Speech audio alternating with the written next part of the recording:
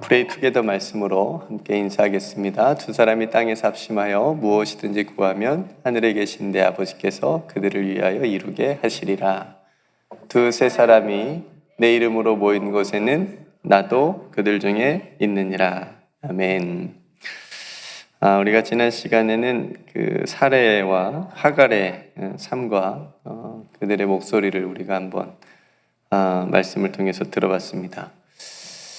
아브라함의 아내로서 사레가 조용히 또 아브라함의 남편의 길을 또 묵묵히 또 순종하며 따라왔지만 출산하지 못해서 또 자녀가 없었던 자신의 부족함을 자신의 여종 하갈을 통해서 또 채워보려고 했었던 또 그런 모습들을 봤고요. 하갈 또한 자기의 주인의 또 아이를 임신함을 통해서 또 어떻게 좀 신분을 좀 상승해 보려고 했다든지 어떤 그런 일로 또 자기의 여주인이었던 사례를 또 멸시하는 그런 모습들. 그래서 이 두 사람의 관계가 깨지게 되지만 특별히 연약한 여인이었던 그 하갈을 광야에서 또 하나님께서 만나 주셔서 그의 고통을 들어주시고 또 하갈은 나를 살펴주시는 하나님을 만났다. 또 이렇게 고백하는 그런 모습을 우리가 함께 나누었습니다. 오늘 본문은 그 이후의 이제 일인데요. 하갈이 그렇게 아브라함을 통해서 이스마엘을 낳았을 때가 아브라함이 86세였습니다. 나이가. 그 후로 13년이 지났습니다. 이제 아브라함이 99세가 됐습니다. 13년 동안은 하나님이 침묵하신 것 같아요. 하나님이 어떠한 일도 하시지 않고 13년이라는 시간이 훌쩍 지나갔습니다. 더 좀 앞으로 가보면 아브라함이 하나님의 부르심과 약속을 받은 때가 75세였어요. 그러니까 지금 99세가 됐으니까 몇 년이 흘렸죠? 24년. 네. 새벽이라 우리가 머리를 좀 써야 되는데 24년이 흘렀습니다. 굉장히 긴 시간이죠. 그렇게 긴 시간이 흐르고 아브라함이 99세가 되었을 때에 하나님께서 다시 아브라함에게 나타나셔서 말씀하시는 겁니다. 나는 전능한 하나님이라 너는 내 앞에서 행하여 완전하라 이렇게 말씀하십니다. 네, 그리고 4절에 와서는 지금까지는 좀 다른 특별한 말씀을 하세요. 아브라함으로 하여금 여러 민족의 아버지가 될 것이다. 그러니까 이 말은 여러 민족들을 이끄는 그런 아버지인데 특별히 이 아버지는 어떤 지도자라기보다 믿음의 아버지가 될 것이다 라고 하는 의미를 담고 있습니다. 그래서 그 이름의 뜻에 맞게 아브람에서 아브라함으로 이름을 바꾸어 주시죠. 어제 새벽에도 정전사님이 이제 말씀을 전해주실 때에 야곱 이야기를 해주셨잖아요. 그래서 공교롭게도 야곱이 이름이 이스라엘로 바꾸어지는 그런 이제 본문을 나눠주시면서 정체성에 대한 언급을 하셨습니다. 그러니까 그 이름이라고 하는 것은 그 사람이 누구인지를 말해주고 있습니다. 물론 말해주진 않지만 우리가 서미연 하면 서미연은 어떤 사람인지 우리가 그 이름을 듣고 생각을 하게 되죠. 그렇죠? 그래서 이름만 되면 그 사람이 누구인지 어떤 사람인지 어느 정도는 우리가 파악할 수가 있지 않습니까? 그러니까 이름이 굉장히 중요합니다. 특별히 성경 안에서 이름을 바꾸어 준다는 것은 그 이름으로 새로운 삶을 살라라고 하는 뜻이 담겨져 있습니다. 너는 이전에 이 이름으로 살지 말고 이제 바꾸어진 새 이름으로 살아라 라고 하는 의미가 담겨져 있어요. 우리나라가 일제 억압 통치를 받을 때가 있었습니다. 일본이 한 일이 많이 있었죠.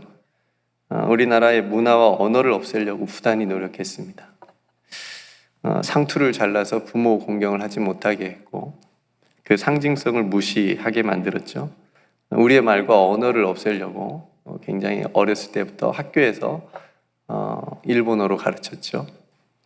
또 우리들의 이름 또한 일본식으로 계명하게 만들었습니다. 창씨 계명이라고 하죠.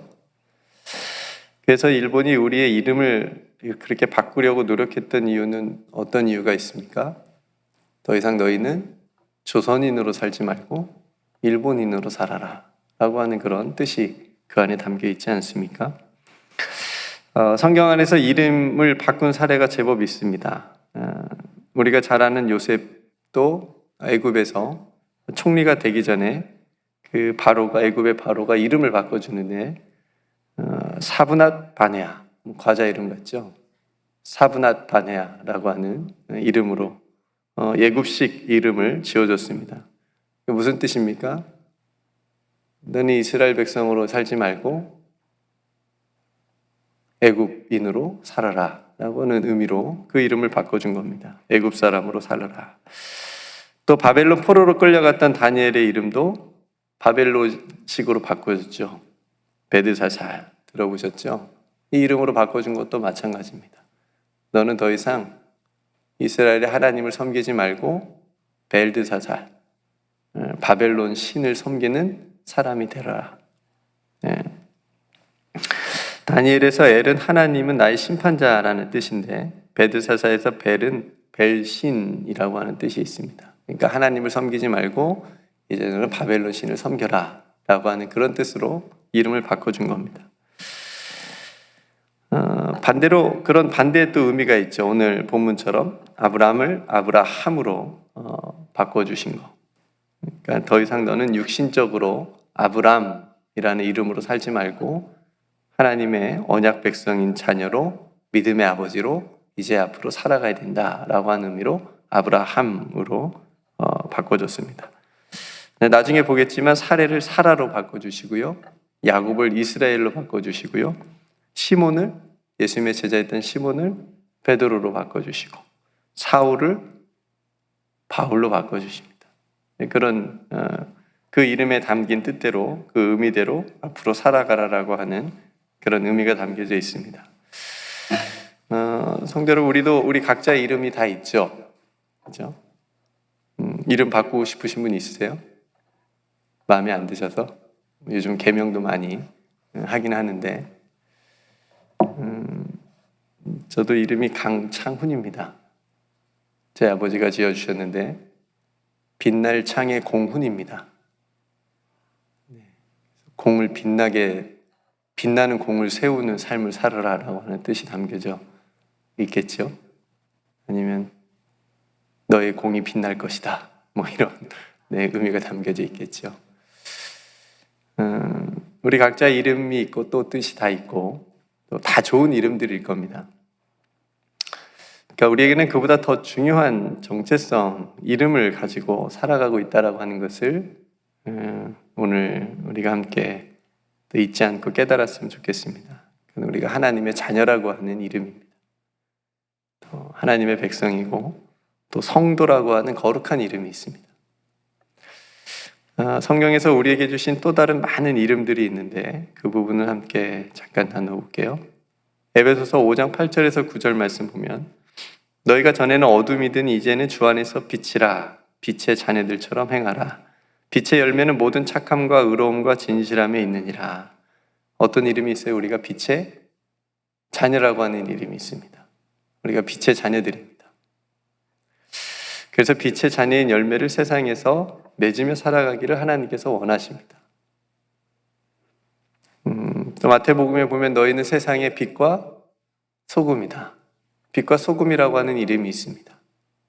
비슷한 의미들입니다. 베드로전서 2장 9절 말씀엔 이렇게 말씀합니다. 너희는 택하신 족속이요 왕 같은 제사장들이요 거룩한 나라요 그의 소유가 된 백성이니. 이름이 많죠, 우리가. 그렇죠? 택하신 족속이라는 이름이 있고 왕 같은 제사장이라고 하는 이름이 있고 거룩한 나라고 하나님의 소유가 된 백성이다라고 하는 그런 이름들이 있습니다. 굉장히 영광스러운 이름들입니다. 이름들을 왜 주셨느냐? 이는 너희를 어두운 데서 불러내어 그의 기이한 빛에 들어가게 하신 이의 아름다운 덕을 선포하게 하려 하심이라. 그냥 붙여준 게 아니라 우리가 어둠 가운데 살아갈 때 그곳에서 우리를 불러내 주셔서 그 어둠의 모든 이름표를 다 떼어주시고 그 빛에 들어가게 하신 이 아름다운 덕을 세상에 선포하라고, 세상에 알리라고 우리를 이 거룩하고 영광스러운 이름들을 다 붙여주신 것입니다. 성도 여러분, 이제 아브라함은 아브라함이 아닌 아브라함으로 새롭게 살아가는 은총을 입었습니다. 우리 또한 하나님께서 우리에게 지어주신 이 믿음의 이름들을 기억하고 잊지 말고 그 이름에 맞게 살아가야 하겠습니다. 제가 좋아하는 이름이 특별히 있는데 예수쟁이라고 하는 말을 저는 좋아합니다. 여러분 좋아하세요? 처음에 쓰일 때는 그렇게 좋은 의미로 쓰이진 않았어요. 세상 사람들이 아유 저 예수쟁이 봐라, 그런 의미로 제가 어렸을 때 들은 것 같습니다. 근데 왠지 듣기에 기분이 썩 그렇게 나쁘진 않았어요. 들었을 때 왠지 저 사람은 예수 없이는 못 사는 사람이라고 인정해 주는 것 같았기 때문에 그랬습니다. 저 예수쟁이 봐라. 그러니까 듣는 사람 입장에서는, 하는 사람은 좀 비꼬는 말로 했겠지만 듣는 저로서는 예수 없이는 못 사는 사람이구나라고 그렇게 말하는 것으로 들렸기 때문에 그렇게 썩 기분이 나쁘지 않았던 거죠.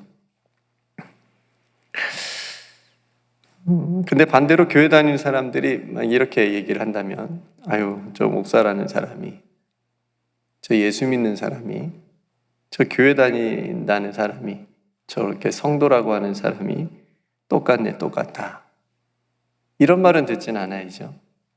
그죠? 역시 목사라고 하더니 좀 다르네, 이 말 들으려고 저 무던히 애쓰고 있습니다. 어디 가서든 운동을 할 때도 화가 나지만 참습니다. 역시 목사님이라 좀 다르네, 이렇게. 역시 저 사람 교회 장로라더니 좀 다르네, 저 사람 교회 다닌다더니 좀 달라졌네, 다르네. 이런 말을 들어야 우리가 하나님께 받은 그 이름대로 우리가 살아가게 가는 모습 중에 한 모습이라고 생각이 되어집니다. 너의 착한 행실을 세상에 보여줘라. 그래서 하나님께 영광을 돌리게 하라. 이 말씀 또한 우리가 기억했으면 좋겠습니다. 성경에서 처음으로 그리스도인이라고 하는 단어가 나온 게 사도행전 11장입니다. 바나바가 바울을 데리고 와서 안디옥에서 1년 동안 열심히 사역했습니다. 그럴 때 제자들이 비로소 안디옥에서 그리스도인이라고 하는 일컬음을 받게 되었다고 말합니다. 제자들이 1년 동안 얼마나 수고하고 보여줬겠습니까? 얼마나 잘 섬겼겠습니까? 이렇게 짐작이 갑니다. 그래서 그 그리스도인들은 예수쟁이라고 하는 말이잖아요. 예수의 사람들이라는 뜻이고 하나님의 자녀라고 하는 뜻입니다. 성도 여러분, 오늘 하나님께서 아브람의 이름을 아브라함으로 이름을 바꾸어 주신 중요한 이유가 바로 여기에 있습니다. 아브라함이 언약 백성이라고 하는 사실도 굉장히 중요하지만 그보다 더 중요한 언약 백성으로 앞으로 살아가라 라고 하는 의미입니다. 그러니까 우리가 교회를 다니고 성도가 되고 하나님의 자녀라고 하는 이름표를 다 달고 있지만 그 이름표대로 세상에서 살아가는 것이 훨씬 더 중요합니다. 그 땅을 소유하는 것보다 그 땅에서 아브라함으로 살아가는 것, 민족의 아버지로, 믿음의 아버지로 그 이름의 소명을 이루는 것이 훨씬 더 중요한 일입니다. 훨씬 더 힘든 일이고요. 근데 오늘 아브라함에게 이런 소명을 주시는 겁니다. 그리고 오늘 우리에게도 동일하게 너희의 이름표대로, 내가 예수의 십자가를 통해서 너희에게 붙여준 그 이름표대로 너희들도 살아갔으면 좋겠다 라고 하는 것이 오늘 저와 여러분들에게 이 아침에 주시는 하나님의 말씀이고 하나님의 뜻입니다. 우리가 이름값들을 하면서 살아갈 수 있는 저와 여러분들이 되기를 주님의 이름으로 축복합니다. 그러면 아브라함에게 주신 6절과 8절까지의 하나님의 축복이 저와 여러분들에게도 동일하게 이루어지는 줄로 믿습니다. 오늘 또 나의 이름을 구원과 생명의 이름으로 바꾸어 주신 그 하나님의 은혜에 감사하면서 하나님의 언약 백성으로 또 그렇게 오늘 하루도 예수의 이름으로 예수의 이름으로 승리하는 저와 여러분들이 되시기를 주님의 이름으로 축복합니다. 이렇게 기도하겠습니다. 은혜로우신 아버지 하나님, 오늘 아브라함을 아브라함으로 이름을 바꾸어 주시면서 그의 정체성을 또 그의 이름에 담긴 소명을 다시 한번 또 확인시켜 주시고, 이제 이전과 다른 새로운 또 믿음의 삶을 더 힘있게 살아갈 수 있도록 또 아브라함을 붙들어 주신 것을 우리가 함께 나누었습니다. 하나님, 저희들에게도 보이지 않는 영광스럽고 거룩한 이름들이 있습니다. 보이지 않는 이름표를 우리가 다 달고 있지만 세상에 나가서는 그 이름표대로 이름값을 할 수 있는 우리 모든 성도들 다 되게 하여 주시옵소서. 목사로서, 성도로서, 장로로서, 권사로서, 하나님의 자녀로서, 하나님의 백성으로서 하나님 세상에서 하나님의 뜻을 이루며 살아갈 수 있는, 하나님께 영광 돌리며 살아갈 수 있는 우리 모두가 되게 하여 주옵소서. 정말 예수 없이는 살아갈 수 없는 참된 예수쟁이들이 다 되게 하여 주시옵시고, 예수 그리스도를 붙잡고 예수의 이름으로 승리할 수 있는 우리 모두가 되게 하여 주옵소서. 하나님, 내일도 거룩한 주일과 예배를 준비하는 오늘 하루가 되게 하여 주옵소서. 기대하게 하시고 기도하게 하시고 하나님의 말씀을 붙들게 하여 주시옵시고, 예배를 통하여서 하나님의 귀한 은혜를 우리 온 성도들이, 온 교회가 다 함께 충만하게 받게 하나님 큰 은총 베풀어 주옵소서. 하나님, 오늘도 어르신들을 섬기는 귀한 또 섬김의 사역 가운데 하나님 축복하여 주시옵시고, 섬기는 이들마다 마음에 기쁨이 가득하게 하여 주시옵시며, 섬김을 받는 모든 이들 또한 아버지 하나님의 은혜가 충만하게 하여 주시옵소서. 오늘도 우리와 함께 하여 주시는 우리 구주 예수 그리스도의 이름으로 간절히 기도드리옵나이다. 아멘.